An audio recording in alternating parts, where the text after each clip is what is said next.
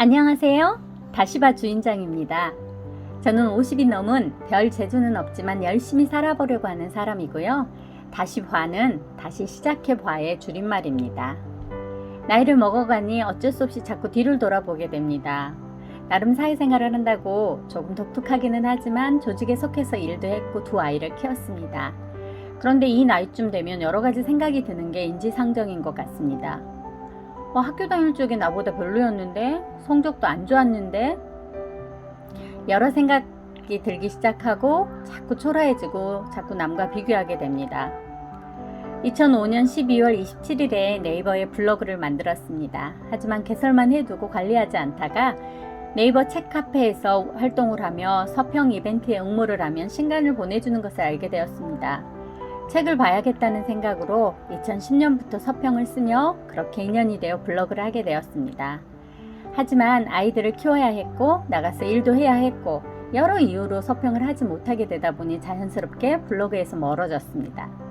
그러다가 지난해 너무나 힘겨운 일이 있었고 마음이 죽을 것처럼 힘이 들었습니다. 정말 다 놔버리고 싶다 싶을 정도로 사람도 싫고 아침이 되는 것도 싫었습니다. 무엇보다도 이런 제 마음을 어디에 털어놓을 곳도 없었고 털어놓을 수 있는 사람도 없었고 표시조차 할 수 없었습니다. 절망스러웠습니다.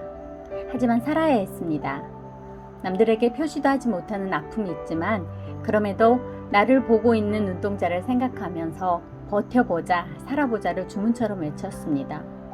몸도 정신도 힘겨웠고 병도 났고 그 와중에 수술도 했지만 그래도 아직은 살아야 하지 않나 그런 생각을 했습니다. 그러다가 눈에 다시 들어온 것이 책이었습니다.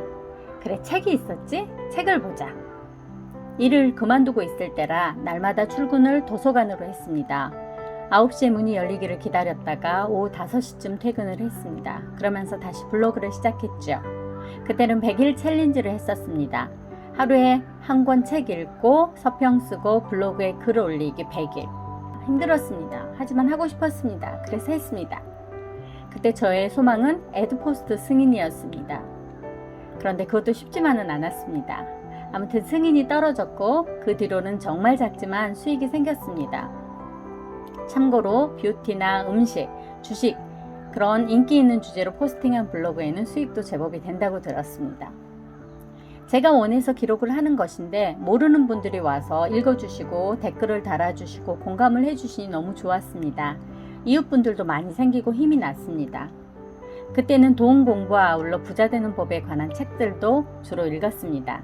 특별히 김승호 회장, 켈리 최, 역행자 등의 책들을 읽으면서 부자들의 마인드를 배우고 싶었습니다.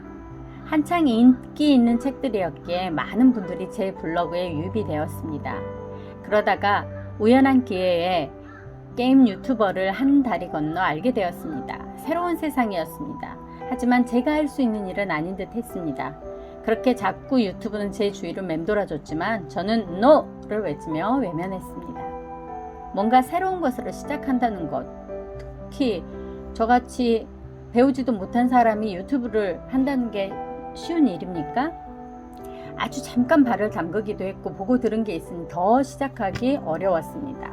카메라, 마이크, 조명, 편집, 기획, 오우. 그러다가 뭐 어때?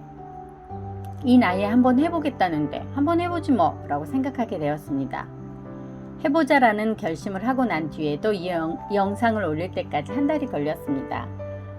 마음에 걸리는 게 한두 가지가 아니었지만 대한민국의 아줌매는 용감하다! 그렇게 생각하고 해보려고 합니다. 크리스마스를 기다리는 아이처럼 나이를 먹어가도 가슴이 뜁니다. 아니, 나이를 먹어갈수록 더 뜁니다. 하루하루 시간이 지나가도 이렇게 살면 안 된다. 이런 모습이 아닌 또 다른 내 모습이 있지 않을까 생각하게 됩니다. 안데르센의 동화에 나오는 미운 오리 새끼. 오리 새끼들 틈에 끼어 못난이라 놀림받고 따돌림 당하던 자신의 존재를 모르던 미운 오리 새끼. 친구를 찾아 떠났지만 못생김으로 자신의 존재를 인정받지 못하던 미운 오리 새끼는 따뜻한 봄날 자신이 하얀 백조가 되어 하늘을 날고 있음을 알게 됩니다. 백조까지는 아니더라도 계속 주저앉는 오리는 되고 싶지 않았습니다. 이렇게 시도하는 것 자체가 제게는 친구를 찾던 미운 오리 새끼의 몸짓입니다. 오늘은 내가 살아가는 날 중에 제일 젊은 날이니 오늘을 제일 예쁘고 힘차게 살아가 보려고 합니다. 저처럼 다시 시작해 보려는 분들에게 저의 좌충우돌을 나누며 울고 웃고 위로받고 싶습니다. 유튜브 도전기와 아울러 고전기, 성장기를 함께 기록할 것이고 나름의 자기 개발을 준비하는 것을 기록하겠습니다. 힘겨우면 울 것이고 외롭고 속상하고 행복하면 여행을 떠날 수도 있습니다. 그렇게 하루하루 성장해 나가는 아직은 반백의 삶의 나를 기록하려고 합니다. 함께 해주시면 너무나 행복하고 눈물이 날 것 같습니다. 행복한 날 되시고 이제 시작하는 미호세의 작은 몸짓을 바라봐 주세요. 힘이 되는 댓글과 격려의 구독도 부탁드립니다. 감사합니다.